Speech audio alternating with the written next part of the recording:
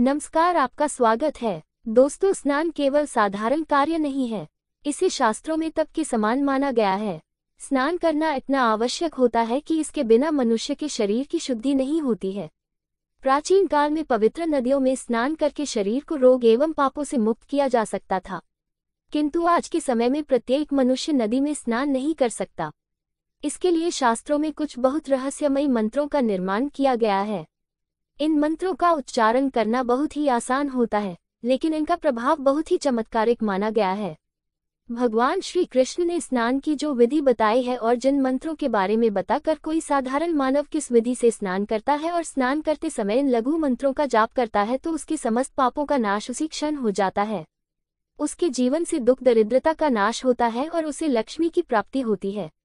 श्री कृष्ण कहते हैं, नित्य स्नान करने वाले मनुष्य के पास ही लक्ष्मी का वास होता है। जो स्नान नहीं करते हैं उनके पास दुर्भाग्य और दरिद्रता निवास करते हैं। नित्य स्नान न करने वाले मनुष्य को नाना प्रकार के रोग घेर लेते हैं। लक्ष्मी उसे छोड़कर चली जाती है और वह मनुष्य अपने पतन के मार्ग की ओर चलने लगता है। स्नान किए बगैर किसी भी प्रकार का धार्मिक और पवित्र कार्य नहीं करना चाहिए। जो मनुष्य बिना स्नान किए ही धार्मिक कार्य करता है उसे महापाप लगता है। शास्त्रों में स्पष्ट रूप से कहा गया है, बिना स्नान किए पूजा पाठ आदि कार्य नहीं करना चाहिए। भगवान श्री कृष्ण ने इस अत्यंत महत्वपूर्ण विधि के बारे में विस्तार से बताया है। स्नान करने का सही समय करने की दिशा अर्थात स्नान करते समय मुख किस दिशा में होना चाहिए। स्नान के कितने प्रकार हैं, स्नान करते समय कौन से मंत्र का उच्चारण करना चाहिए आदि प्रकार की अत्यंत गोपनीय बातों के बारे में आज हम आपको बताने जा रहे हैं। स्नान करने की यह विधि अत्यंत सरल है, इसमें अधिक कठिनाई नहीं है। साधारण मनुष्य इस विधि से स्नान कर सकता है और उत्तम फलों की प्राप्ति कर सकता है। भगवान श्री कृष्ण कहते हैं, जो भी मनुष्य इस विधि से स्नान करते वह सभी पापों से मुक्त हो जाता है। उसके जीवन में लक्ष्मी का आगमन होता है और उसे सुख समृद्धि तथा ऐश्वर्य की प्राप्ति निश्चित ही होती है। जो मनुष्य स्नान के इस अत्यंत गोपनीय मंत्र का उच्चारण करता है उसके जल में साक्षात देवी गंगा प्रकट होती है और उसके पापों का नाश होता है। आइए जान लेते हैं स्नान करने की विधि के बारे में।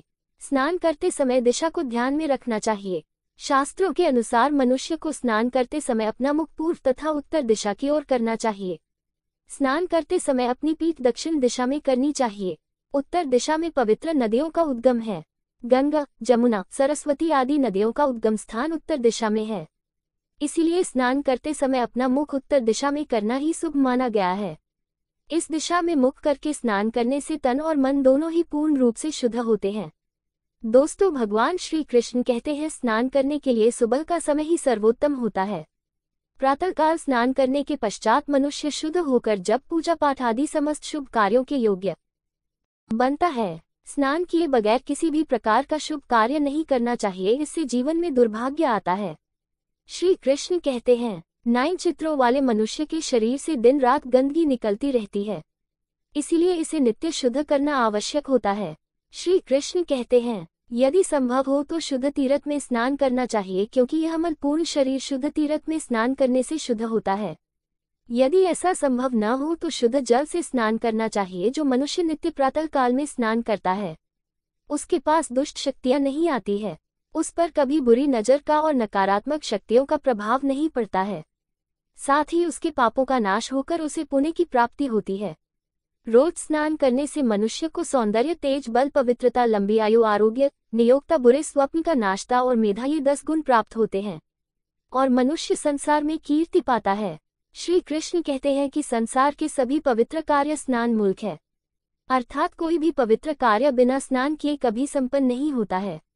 स्नान न करने वाले मनुष्य के पास लक्ष्मी कभी नहीं आती है, उसका बल भी नष्ट हो जाता है और वह नाना प्रकार के रोगों से ग्रसित हो जाता है। अगर आपको मेरा ये वीडियो पसंद आया हो तो उसे लाइक, सब्सक्राइब, कमेंट, शेयर जरूर कीजिए।